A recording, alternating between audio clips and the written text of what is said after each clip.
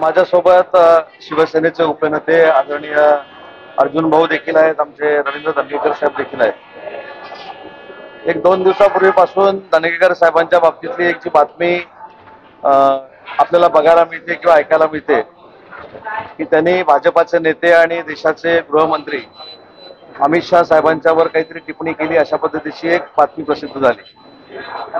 आज स्वतः राज्याचे उपमुख्यमंत्री एकनाथ शिंदे साहेबांशी त्यांची चर्चा झाली। साहेबांनी देखील ती बातमी बघितल्यानंतर त्यांच्याशी फोनवरनं चर्चा केली होती आणि आजच्या चर्चेमध्ये त्यांनी प्रामाणिकपणानं जो खुलासा केलाय तो आपल्या मार्फत महाराष्ट्राला कळावा यासाठी आम्ही इथं आलेलो आहोत। त्यांनी असं म्हटलं होतं की कुठच्याही आमिषाला मी बळी पडणार नाही, तर त्या शब्दाचा कदाचित अपभ्रंश झाला असेल आणि अमित शाह साहेबांचा शब्दप्रयोग त्या ठिकाणी केला गेला आणि ती भूमिका देखील त्यांनी आता शिंदे साहेबांनी या ठिकाणी सांगितली। शिवसेना म्हणून माननीय एकनाथ शिंदे साहेबांच्या मनामध्ये जो मोदी साहेबांबद्दल, शाह साहेबांबद्दल आदर आहे, तेवढाच आदर आम्हाला सगळ्यांना असल्यामुळं साहेबांनी त्यांच्याशी चर्चा केली। दुसरा जो मुद्दा होता जैन समाजाच्या बाबतीतला, तो देखील साहेबांनी परवा देखील आळंदीला ऐकून घेतलाय। त्याच्यामुळे कुठच्याही समाजावर अन्याय होणार नाही ही माननीय शिंदे साहेबांची जी भूमिका आहे ती देखील दंगेकर साहेबांना पटलेली आहे आणि काही गोष्टी जर गैरसमजातनं घडल्या असतील तर त्या भविष्यामध्ये महायुतीमध्ये घडू नये त्यासाठी मला असेल, शंभूराज देसाई साहेबांना असेल, काही चर्चा करण्याचे अधिकार माननीय एकनाथ शिंदे साहेबांनी दिलेले आहेत आणि म्हणून मला असं वाटतं की त्या विषयावर आपण सगळ्यांनी पडदा टाकावा। कुठेही अमित शाह साहेबांचा अपमान करण्याचा उद्देश हा रवींद्र दंगेकर साहेबांचा नव्हता। ते देखील समाजकारणामध्ये गेली कित्येक वर्ष आहेत, त्याच्यामुळं त्यांनी जो खुलासा केलाय ते स्वतः देखील आपल्याशी बोलतील, पण कुठेही भाजपाच्या नेत्यांचा, पंतप्रधानांचा असेल, गृहमंत्र्यांचा असेल किंवा मुख्यमंत्री देवेंद्रजींचा असेल, कुठेही अपमान करण्याचा किंवा त्यांच्याबद्दल अपमानास्पद बोलण्याचा रवींद्र दंगेकरांचा उद्देश नव्हता आणि म्हणून अमित शाह साहेबांबद्दलचा जो एक विषय निर्माण झाला होता त्याला पूर्णविराम मिळावा म्हणून मी स्वतः दंगेकर साहेब आणि अर्जुन भाऊ इथं उपस्थित आहोत। एकनाथ शिंदेची चर्चा झाली असं आपण म्हणतात, काय नेमकी त्यांचे, कारण की गेल्या वेळेला देखील त्यांनी आदेश दिले होते की आता याच्यामध्ये हा वाद नको, तर देखील दंगेकर हे नाही, काय होतंय की काही पूर्वीच्या स्टेटमेंट दंगेकर साहेबांचे ज्या आहेत त्या देखील आजच्या स्टेटमेंट म्हणून थोडंफार सोशल मीडियावर येत आहेत, परंतु दंगेकर साहेबांशी स्वतः साहेब बोलल्यानंतर त्यांनी त्यांची भूमिका साहेबांकडे मांडलेली आहे। साहेबांनी ते ऐकून घेतलेलं आहे।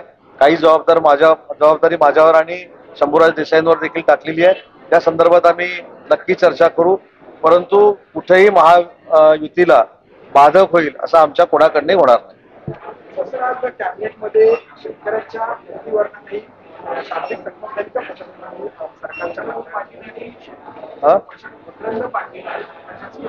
मदत पोहोचत नाही, चकमक त्याला आपण असं म्हणणार नाही।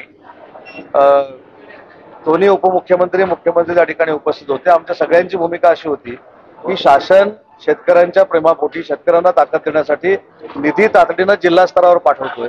आतापर्यंत जवळजवळ 8,500 कोटी रुपयाचं कशा पद्धतीचा निर्णय आपण घेतलेला आहे आणि खालच्या पातळीवरची अंमलबजावणी ही लवकरात लवकर व्हावी एवढीच फक्त चर्चा झाली। कुठेही वादावादी झालेली नाही, कुठेही चकमक झालेली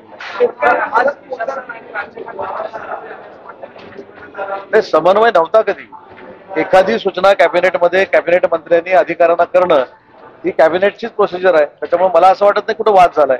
शेतकऱ्यांना मदत पोहोचत नाही असा आरोप मी सांगितलं की शासनानं तातडीनं जे निर्णय घेतले ते त्याच्यामध्ये मुख्यमंत्री देवेंद्रजी फडणवीस साहेब असतील, एकनाथ शिंदे साहेब असतील, अजितदादा असतील, त्याची अंमलबजावणी देखील झाली 8,500 कोटीची आणि म्हणून ते पैसे लवकरात लवकर शेतकऱ्यांच्या खात्यामध्ये जमा व्हावे ही जर कॅबिनेट मधल्या मंत्र्यांनी मागणी केली असेल त्याच्यामध्ये चकमक किंवा वादाचा काय प्रश्न येत नाही।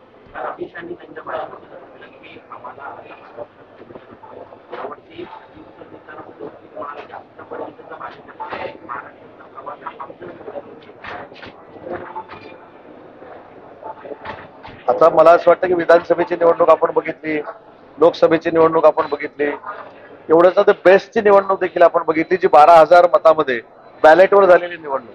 म्हणजे जी खऱ्या अर्थानं त्यांची मागणी आहे की बॅलेटवर निवडणूक झाली पाहिजे, ती बॅलेटची 12,000ची निवडणूक देखील अख्ख्या महाराष्ट्राने आणि देशानं बघितली। ज्या 12,000च्या मतदानामध्ये 2,000 देखील युबीटी क्रॉस करू शकलं नाही। त्याच्यामुळे मला असं वाटतं की प्रत्येकानं आत्मचिंतन केलं पाहिजे। एखादी वाईट गोष्ट झाली की ती मोदी साहेबांमुळे झाली, अमित शहा साहेबांमुळे झाली आणि महाराष्ट्रामध्ये एकनाथ शिंदे साहेबांमुळे झाली. ते आता 3-3.5-4 वर्ष आम्ही ऐकतो ना, त्याच्यामध्ये नाविन्यपूर्ण असं काही नाही. शेवटी स्वतःचे कार्यकर्ते आपल्याकडे टिकले पाहिजेत. महानगरपालिकेच्या तोंडाला शिंदे साहेबांकडे जाऊ नयेत यासाठी घेतलेल्या प्रिकॉशनचं एवढं माझं म्हणणं आहे. आदित्य ठाकरे यांनी प्रेझेंटेशन दाखवलं.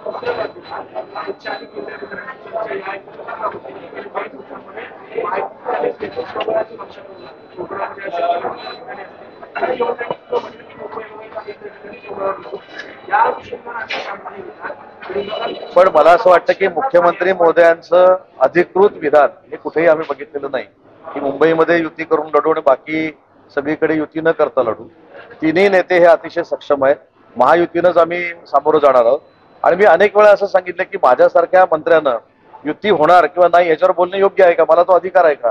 त्याच्यामुळे कोकणात कोण काय बोलतंय, मुंबईमध्ये कोण काय मंत्री बोलताय, त्याच्यापेक्षा 3 नेते काय बोलतायत हे आमच्या दृष्टीनं महत्वाचं आहे. आदित्य ठाकरे यांचे प्रेझेंटेशन दाखवलं, त्यामध्ये वरळी मतदारसंघाचा काही विरोध नाही, याद्यांमध्ये दाखवलं. काय त्याची यादा कुठे तुमच्या एक गोष्ट लक्षात आली असेल, जे राहुल गांधी करतात ते आता महाराष्ट्रामध्ये व्हायला लागलेलं आहे.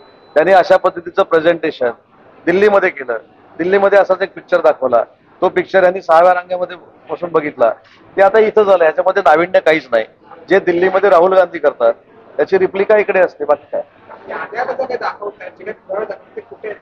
तिथं जे झालं ते इथं करावंच लागेल ना. दिल्लीमध्ये जे काही घडतं ते इथं घडवावंच लागेल. त्याच्यामुळे त्यांनी केलं म्हणून यांनी केलं. याच्या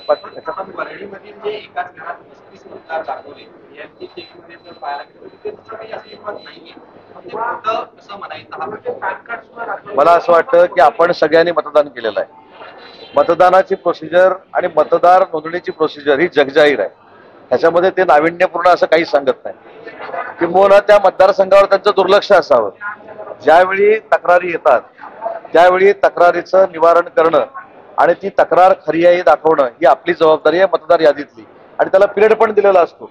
निवडणूक आयोगानं पिरियड दिलेला आहे. तुम्ही तक्रारी कधी करायच्या आहेत, त्याच्यावर सुनावणी कधी होणार आहे.